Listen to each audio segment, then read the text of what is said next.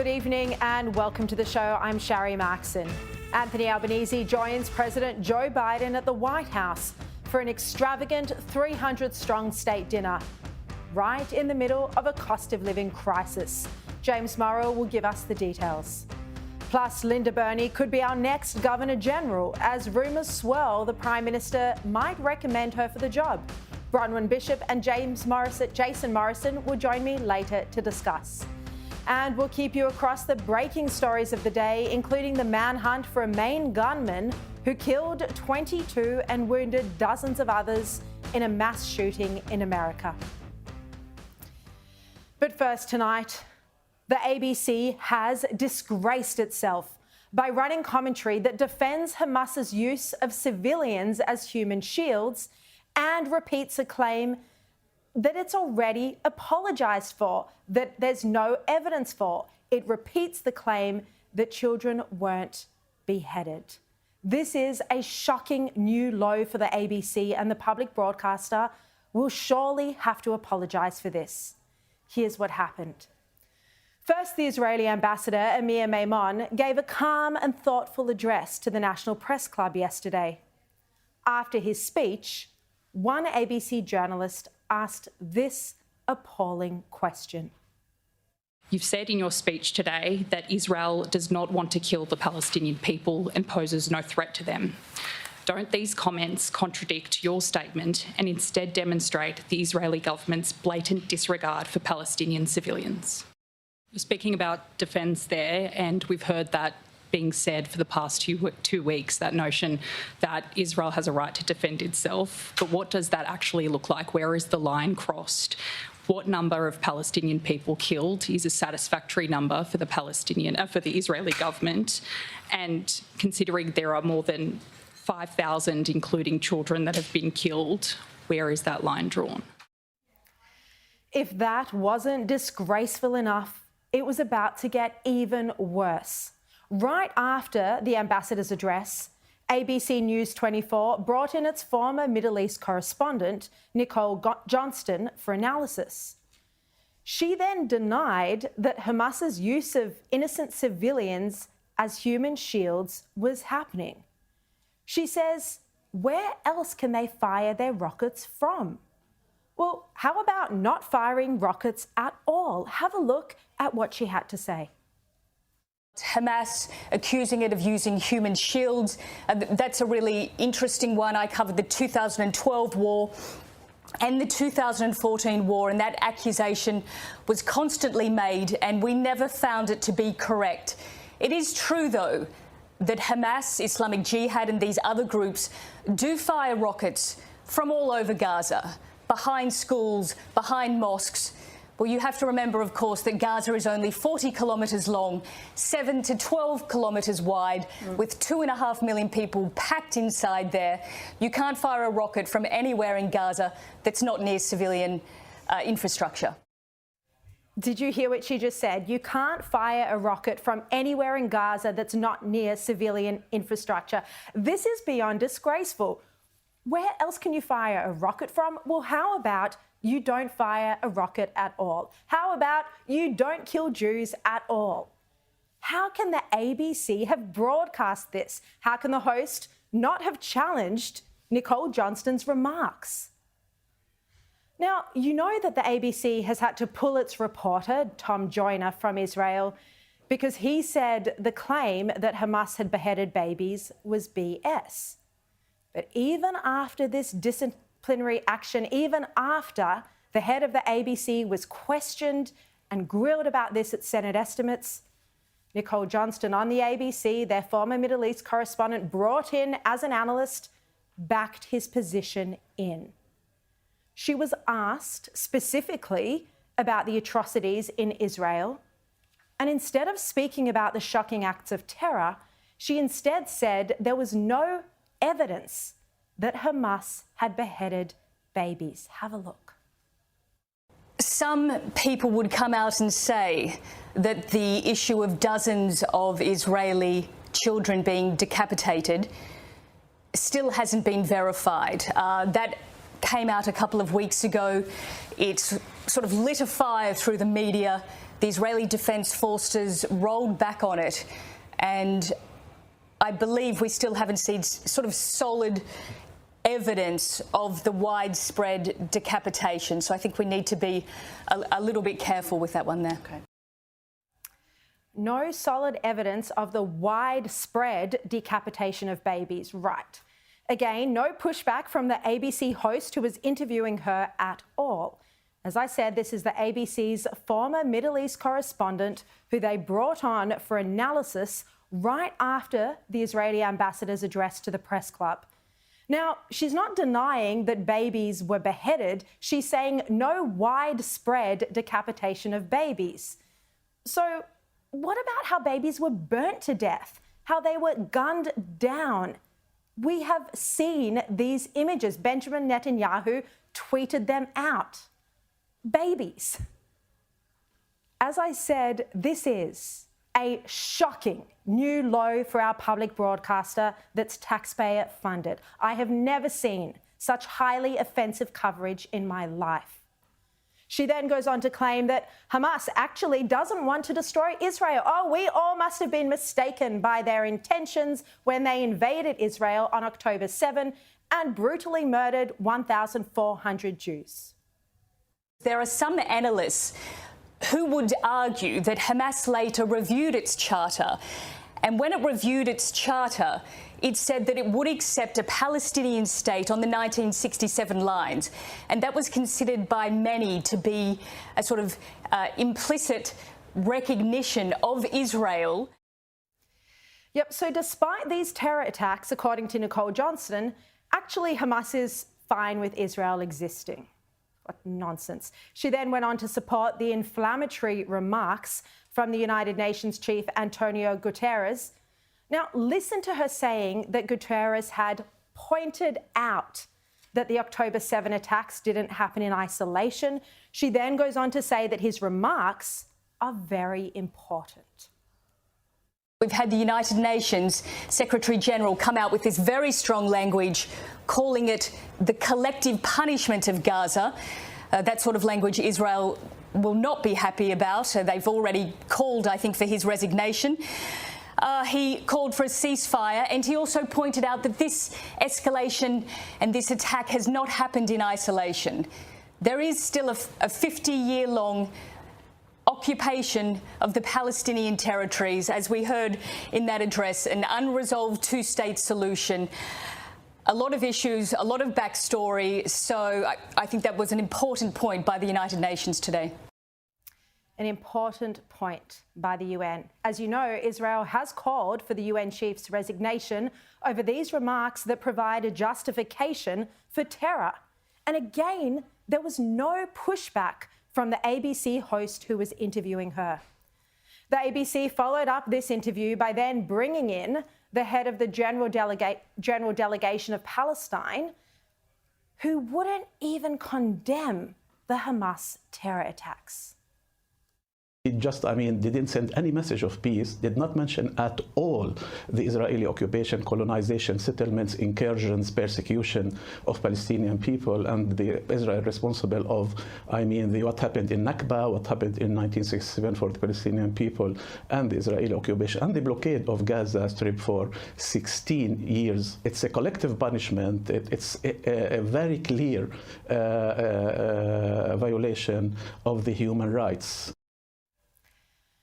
I'm exasperated, offended, depressed and disgusted by the ABC's coverage, particularly after the Israeli ambassador's calm, poised and thoughtful address, where he said he didn't expect everyone to like Israel, and he said he hoped Palestinians and Israelis could live in peace side by side after Hamas's defeat. His message was of hope and peace. Now, it also seems that support for Israel from the Labor government is slipping away as well. Anthony Albanese and Penny Wong keep speaking about bringing home the 79 Australians in Gaza. Officials in Senate estimates clarified today that they were 79 citizens, permanent residents, or family members of Australians who remained in Gaza. and they said that there were intense diplomatic efforts to try and get Egypt to allow their safe passage. Now, last night on this program, I questioned what security checks the government was doing to make sure that none of these people have Hamas affiliations. It's a point that radio host Ray Hadley raised with opposition leader Peter Dutton today. The government would need to be very wary about bringing people out of, a very difficult war-torn environment at the moment. Ultimately, the Prime Minister's got to act in our country's best interests, and I don't believe it's in our country's best interests to be increasing that intake at the moment without certainty around who individuals are.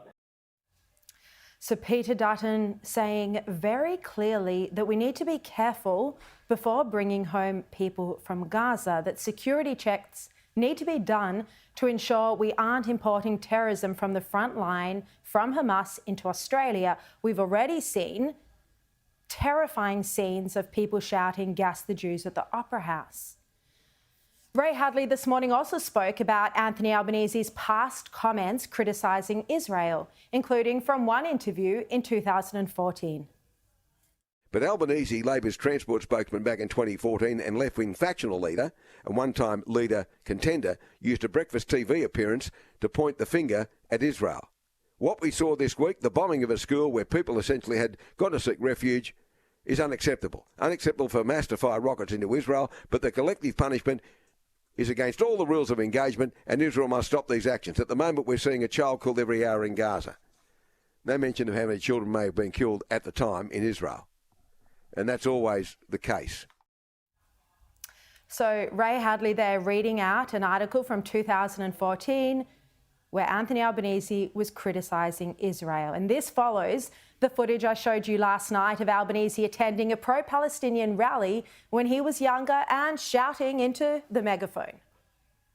The response of Israel has been to meet children throwing rocks with helicopter gunships, with tanks and with missiles. Now, this isn't only a position that Albanese held when he was young. Throughout his parliamentary career, Albanese has been anti-Israel. I'm going to show you now some clips of Albanese attacking Israel over the past 20 years up until 2018, and you can see the dates are on them. Those people who have guns on one side and on the other side has rocks. While many Israelis continue to demonise all Palestinians as terrorists, Palestinians experience Israelis as occupiers and employers of cheap labour, interrogators and jailers.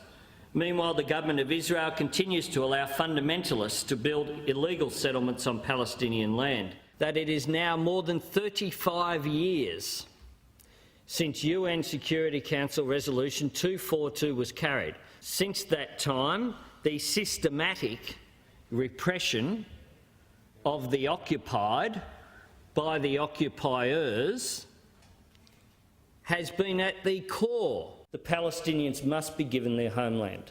The occupation of Gaza, the West Bank and East Jerusalem by the Israelis has created generations of oppressed people. The creation of the State of Israel in 1948 and subsequent events have produced up to 3.8 million Palestinian refugees today. It is unfortunate that it was Israel who first funded Hamas. That wasn't true. That claim that Israel first funded Hamas, that is not true. Now, you can clearly see where Albanese's heart lies. Perhaps it's this history, along with his government's foreign policy on Israel, that explains why Benjamin Netanyahu hasn't rushed to return Albanese's phone call from 10 days ago. Albanese's long-held sympathy with the Palestinian cause explains why he didn't instinctively support French President Emmanuel Macron's call for an international coalition to fight Hamas. Instead, Albanese spoke about humanitarian aid to Gaza. The truth is, in the wake of the September 11 attacks, there were no calls on the United States to have a ceasefire and not to destroy al-Qaeda. In the wake of ISIS, there were no calls on the coalition to stop its fight against this terror. We're only only seeing these calls now that it's Israel and the Jewish people who are the targets. Now, it's because of this attitude that we're seeing in the media and in the government that I feel the need to revisit the atrocities from October 7. They are, in reality, far worse than any of us realise. Israeli police have given me unseen footage that was filmed by Hamas as they slaughtered Israelis.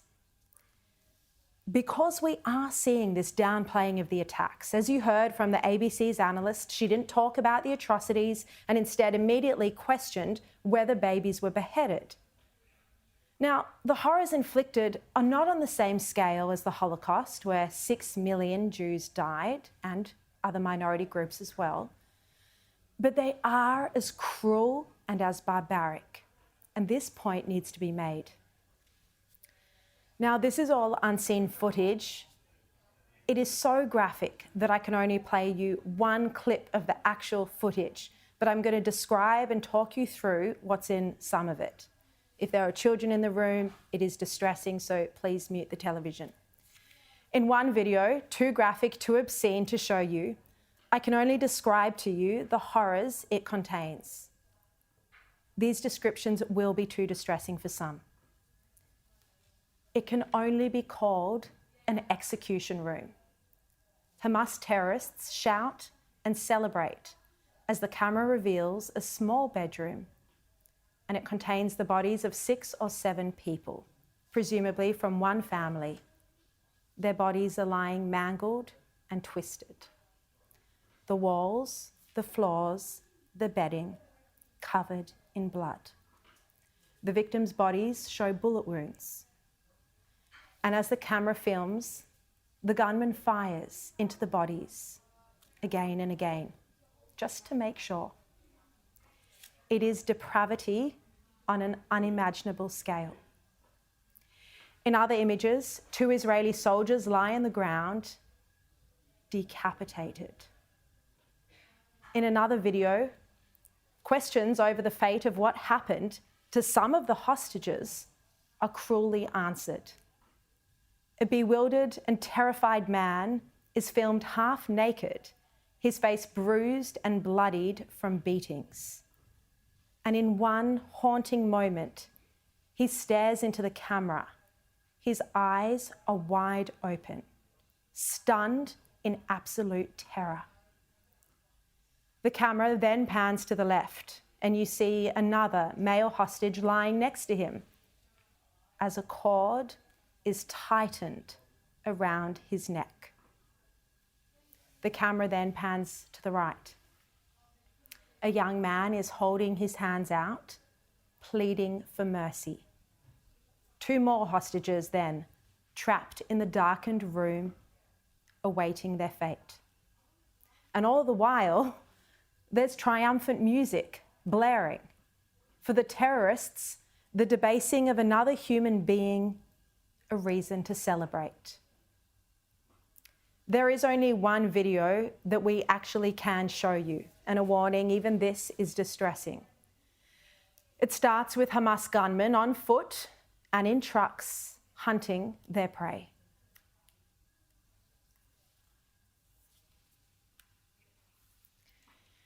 Their next victims are spotted. One gunman calls out, ammo. Have a listen.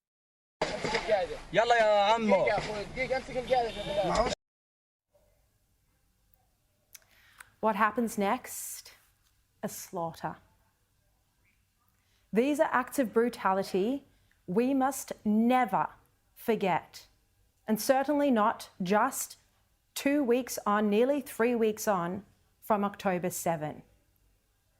The world is trying to downplay what happened. Our media is trying to downplay what happened when it is truly appalling, barbaric, unimaginable, and more brutal than anyone could truly imagine without seeing the footage that is simply too graphic to broadcast on television. Now, amid all of this horror, I want to end tonight on something that we can focus on that is positive. While there is clearly an absence of leadership in Australia when it comes to anti-Semitism and support for Israel, there is strong support for Israel in the United States. The US has finally got a Speaker of the House, Mike Johnson, and the first measure to come to the floor, a resolution in support of Israel against Hamas. And it had overwhelming support, 412 votes yes to just 10 voting no. Among the 10 who voted no, 9 were Democrats and 1 was a Republican. The Democrats included Alexandria Ocasio-Cortez. The fact that this is the most bipartisan resolution in modern history, with 425 co-sponsors, over 97% of this body, speaks volumes.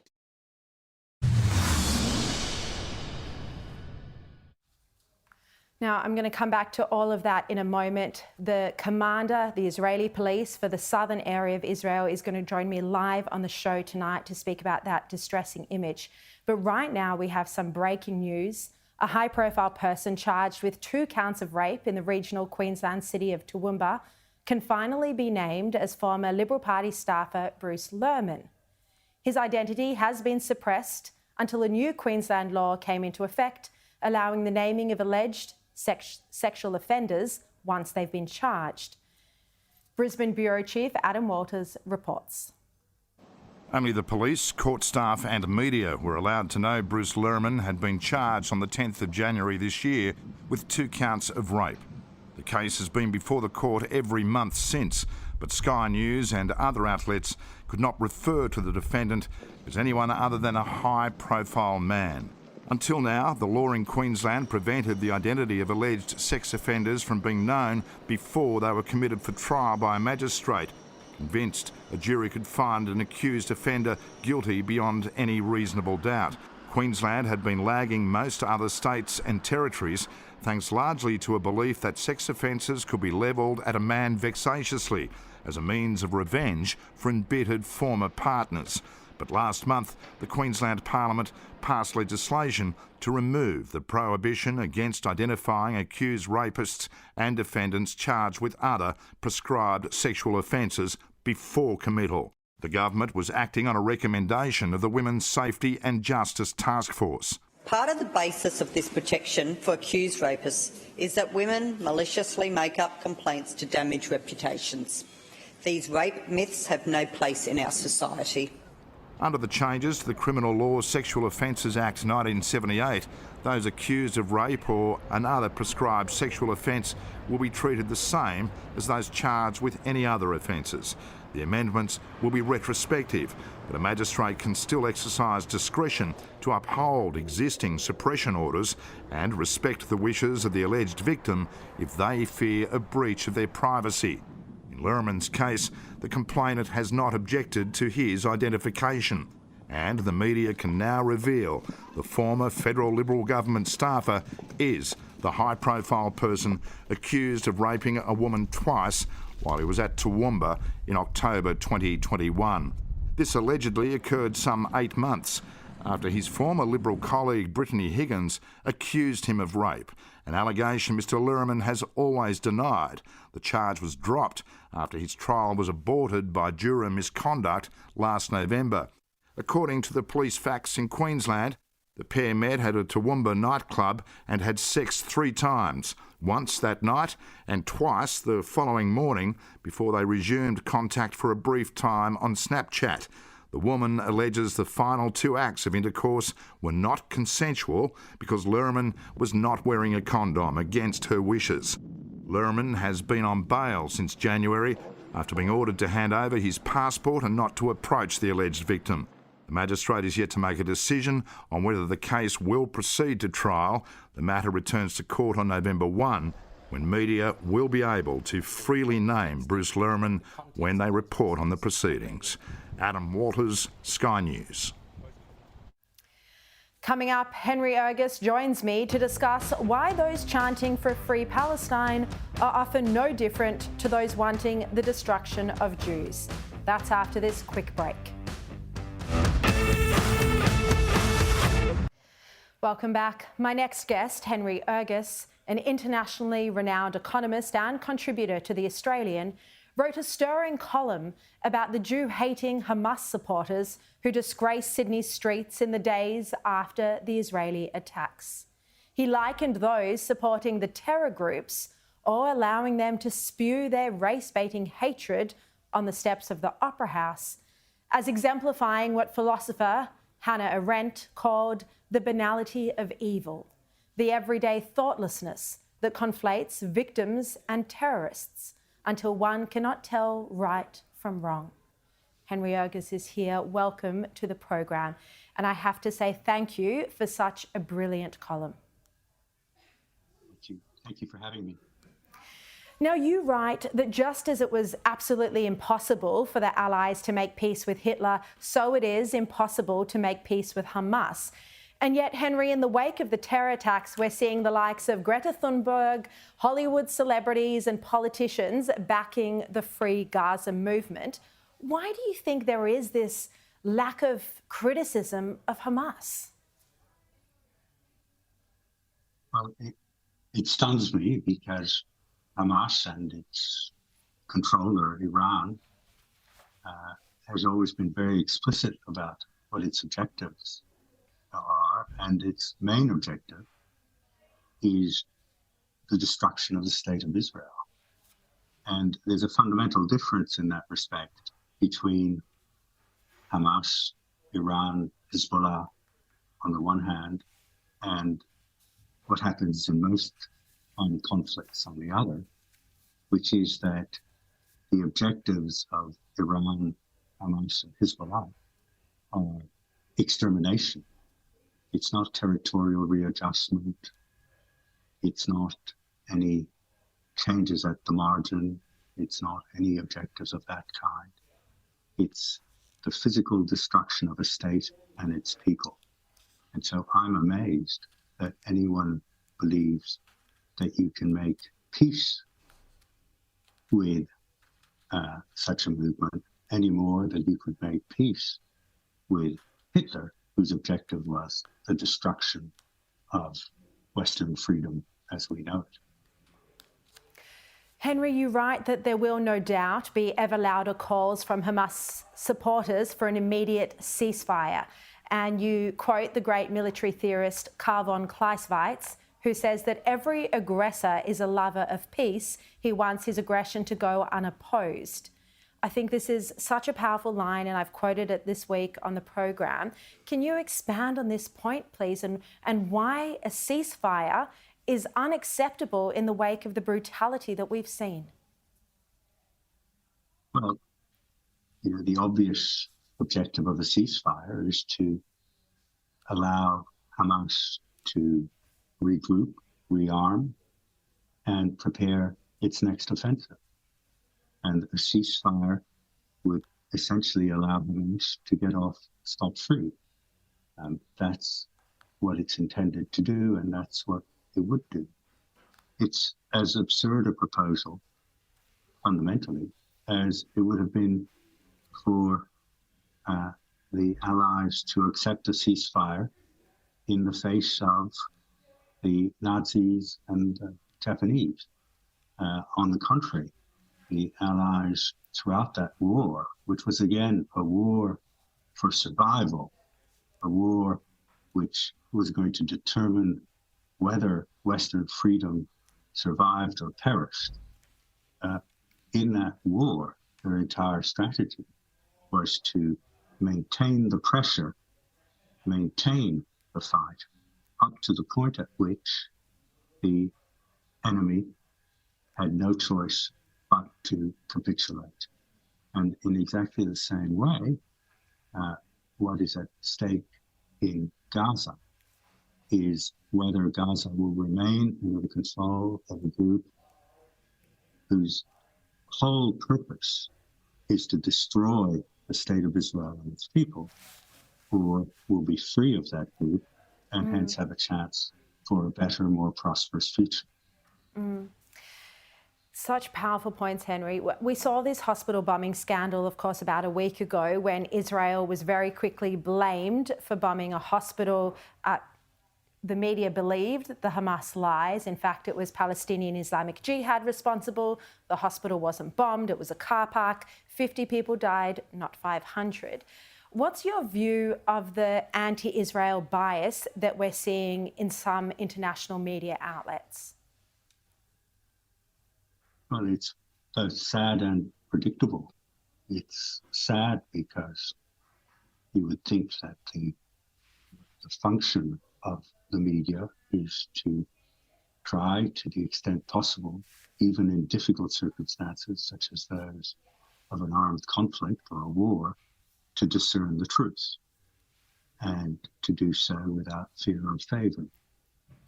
And it's predictable because we've seen this time and again. This has been the modus operandi of the ABC, for example, for the last 30 years. It wasn't always like that. There was a time when the ABC was far more objective in its reporting. But now what we have is the rise of journalism as a form of activism. And the boundaries between journalism and activism have blurred, and the whole ideal of journalistic objectivity has disappeared. That's particularly shocking, obviously, when the activism is being funded by taxpayers who have no choice but to underwrite that bias. And that's exactly what we see, particularly at the ABC, but also at many of its counterparts overseas. Exactly, and we played some clips from the ABC earlier in the show tonight that were egregious. Henry Ogus, I thank you very much for your insight, your brilliant writing and your brilliant commentary just now. Thank you so much. Now coming up, more on the never-seen-before footage from Hamas body cameras. The commander for the southern region of Israel that came under attack will join me live. That's next. If you're just tuning in, here are the top 5 stories you need to know tonight. Detectives are searching for a sports coach from St Andrew's Cathedral School in Sydney in connection with the death of a colleague on campus. 21-year-old Lily James was found with horrific head injuries in the gym toilet. Anthony Albanese, along with singer Vance Joy and rapper Kid Laroi, are just some of the 300 guests that arrived for the Australian state dinner at the White House. At least 22 people are dead after a shooter opened fire in the Maine town of Lewiston in the US. A further 60 are injured. The gunman believed to be still at large. Donald Trump has been fined $10,000 for violating a gag order when he called the judge and his former employee Michael Cohen very partisan people.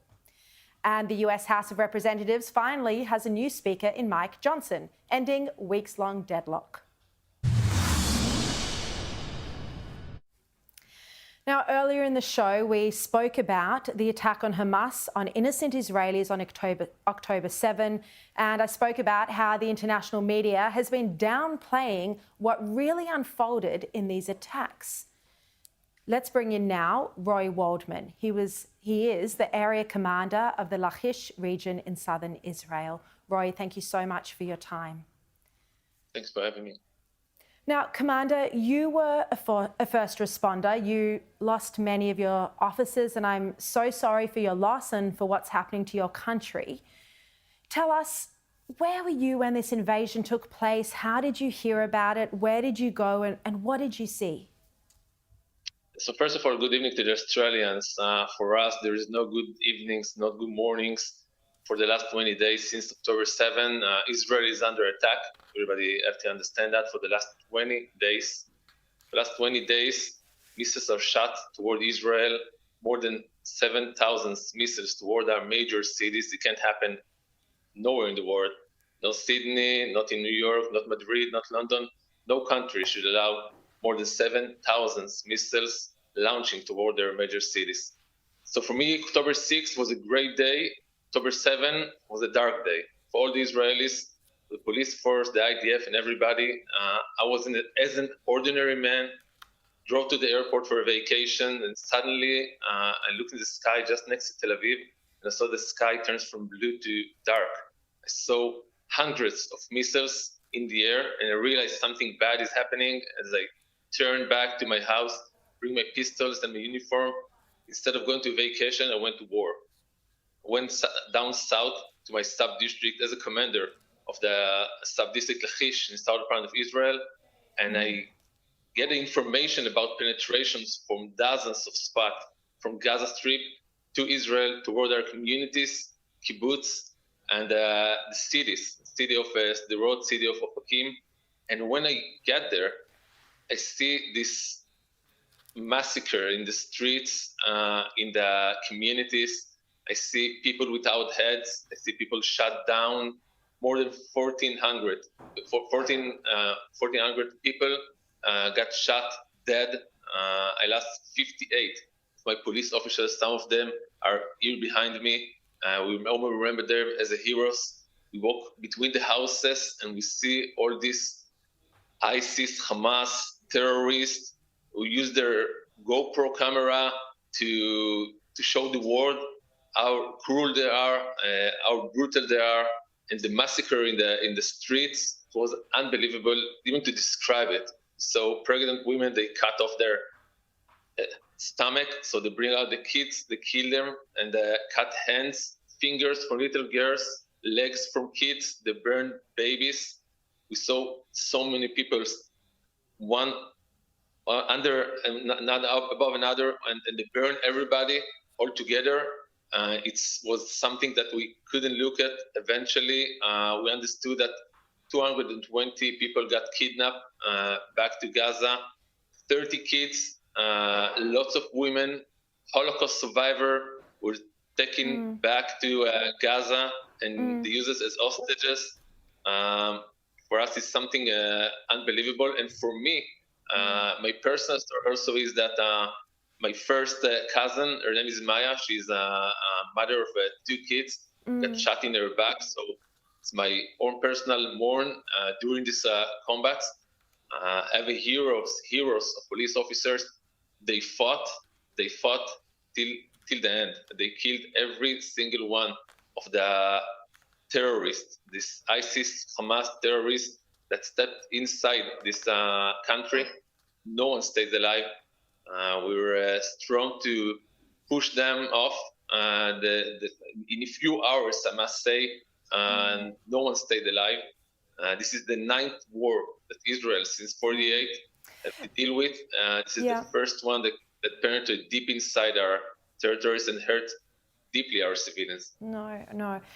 Commander, I don't know if you were personally involved in interrogating some of the Hamas terrorists that were captured. I've played some of the videos of those interrogations on my program this week.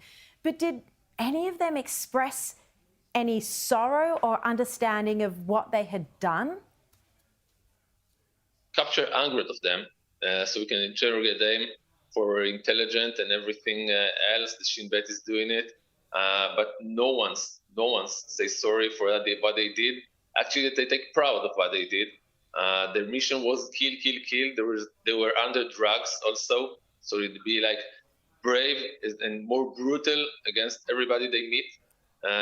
For us to see it is something that we can't even realize how evil, the evilest of evil they can be. It's something that they say they want to do more, kill more, do more. It's a kill and in the name of the jihad go all the way and destroy Israel. Actually, they say that when you listen carefully to ISIS, to Al Qaeda, to Hamas, Hezbollah, everywhere.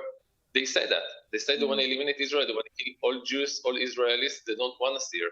And for us, for me, as an Israeli, as a citizen, and also as a commander in the Israel National Police, so we realize we have no other choice. We can't live next to a neighbor like Hamas. So you try to imagine, Sharri, when you think about your neighbors in your neighborhood. Bad neighbor, you have to do 2 things. It's either you live or either he lives. So you can live peace. So we look for peace. We We seek for peace every single day. We don't have problems with the Palestinians. Not at all.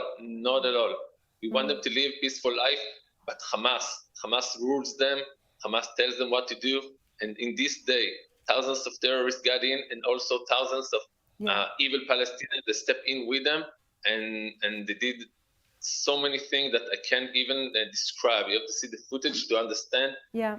It's something that you don't see even Al-Qaeda or ISIS do. No, and we've been talking about that and making the point in this program. Commander Roy Waldman, I have to thank you. And I also have to tell you that everyone here in Australia, not just the Jewish community, but all of our viewers here at Sky News are really thinking of you all who are now fighting for your country, and all of you who are mourning. Just one last thing before you end. Yes. We say never again after the Holocaust, after 6 million Jews got murdered. And we say here, now, loud and clear, never again. Here, we are strong, we are determined, we eliminate Hamas, we all stay together, we stick together, and we ride till the end. You have to know that, and you know that IDF, Israel in general, of course the police in Israel is strong. We can go through any challenge, and we will beat them. We do it. Yeah, look, it's like my guest before you, Henry Ergas, he said that people who are calling for a ceasefire, it would be like calling for a ceasefire with the Nazis. There is no choice. They have to be eliminated. Commander Roy Waldman, thank you so much for taking the time to speak with us. After the break, Linda Burney is in the running for a plum new role. Despite the Voice failing at the ballot box, Jason Morrison and Bronwyn Bishop will join me next. Welcome back. Indigenous Affairs Minister Linda Burney could become our next Governor General, according to reports in the Daily Mail, with her nomination being openly discussed by those in the know. This would make her the first Indigenous head of state. Let's bring in now commentators Jason Morrison and former Speaker of the House, Bronwyn Bishop. So wonderful to have both of you. Hello. Bronwyn, would Linda Burney make a good Governor General? Well, Sharri, I have no problem with former members of Parliament and ministers being appointed as Governor-General, and Bill Hayden, of course, who's just passed, he was an extraordinarily good Governor-General and represented the country well. Paul Hasluck was another one. So my concern for Linda Burney, I think, is that it's a very vigorous job, it's very busy, and honestly, I don't know that she's awfully well. So I think it's a bit difficult to make a judgment upon. I don't know much about her health or her, you know, how well she's doing or not. I have seen various reports, but I don't personally know what's true or not. But that's what you see on television when she's in the House. But I don't know. I don't know. And what you see matters, because the role of a Governor-General is, apart from the administrative roles that go on, the doors are closed, it's what you see in public that gives strength to the office, and she lacks that. I also think this is a person who is inherently divisive. We've seen her, you know, essentially sort of try for the last 6 months to be part of the broader sabotage of harmony in Australia for political reasons. And you look at her history, and I have known her and her history in New South Wales politics for a long time. She's a hard left, pro-republic. I mean, it's more than that. It must be a president, must be an Aboriginal president kind of person. She's not a unifier, and a Governor-General should be that. And you mentioned some of those great names beforehand who have been parliamentarians. They're in the next class to this individual, and she has spent a lot of her political career trying to be as divisive as she possibly can. No on that one, and bad choice. And this is another, I would imagine, thought bubble about trying to create a little bit of history here. You know, if the things you say, Jason, are true, then Albanese would be probably likely to make it for it, just to say up you for losing the Voice referendum. Now, Bronwyn, overnight we saw Anthony Albanese and Joe Biden at the White House state dinner after a series of meetings, a press conference in the Rose Garden. What have you made of the visit? Well, it's quite amazing when you need Biden to remind our Prime Minister that China is tricky to deal with.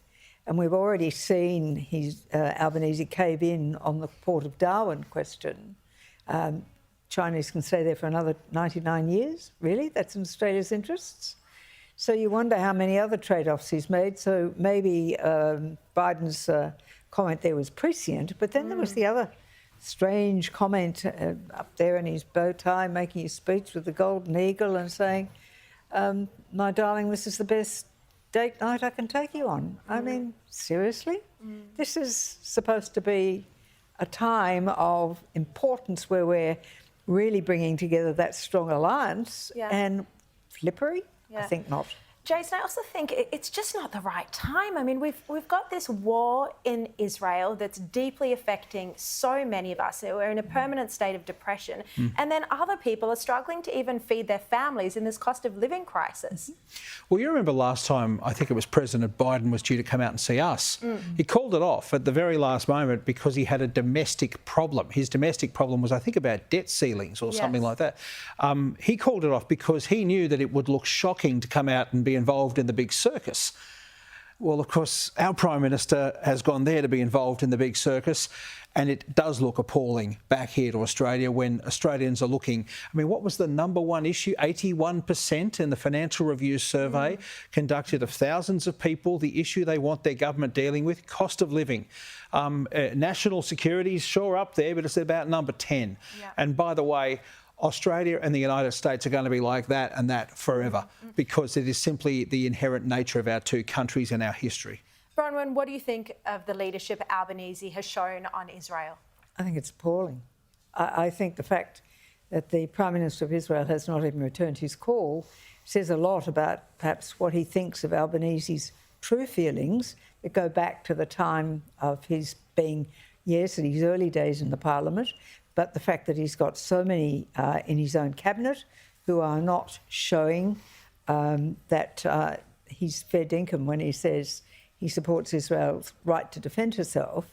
And of course, we disagreed last week. And I think, Jason, when we spoke, I said he should go to Israel because that at least would show he was fair dinkum. Show of support, And I still think that's the case. And yes, there may be difficulties, but we've got the Department of Foreign Affairs to iron out those things. He should go to Israel. Agree. I'd say the boss over there started 5 minutes on Google and found out about the real Albanese and thought, what's the point? I mean, how long did it take you to find that clip? Well, it's not only that history, it's what he's done since he's been in government. It's the policies he's done. But Jason, I wanted to ask you about that ABC reporter. I played her remarks at the start of the program. You were watching them live. What did you think about that? A moment of weakness. Yeah, I've had the television on and I'm listening to this, you know, very passionate activist talking about the sort of, you don't really understand the whole Palestinian situation. Talking point, and I heard it and I was impressed with the way she spoke and I was impressed at her passion. I disagreed fiercely with what she had to say. And then at the end I saw ABC correspondent. I thought they were talking to an activist because I guess they were. And what we got and what went to air were the ramblings of someone who was an activist, not a journalist. And she was out there. It was a bit like she felt an obligation to go and correct all the things she disagreed with on the public airwaves. From the ambassador's speech. They have lost their way on this. And look, the ABC's always been in the little corner on these issues when it comes to Israel. But, you know, the 24-hour channel opens up the door a lot, unfortunately, to the inner thinkings of the joint. And they've got some problems if they thought that was an acceptable thing for a correspondent to be doing. They're going to have to apologise for that, no question. Bronwyn Bishop, Jason Morrison, thank you so much. Really appreciate your time this evening. Pleasure. And if you missed the start of the show and you'd like to see those outrageous comments from the ABC, go to the Sky News website and you can watch my editorial. Thank you so much for watching this week. I'll be back at 5 o'clock on Monday. And here's Peter Credlin.